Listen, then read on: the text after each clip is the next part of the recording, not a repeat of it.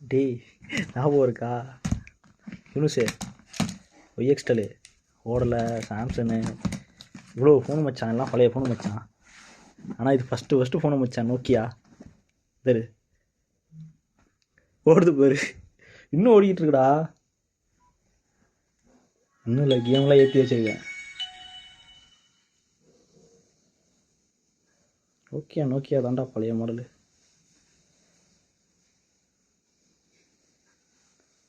சிம்மில் பார்த்தியா ஃபுல்லாக கிடைக்குது பார்த்தியா.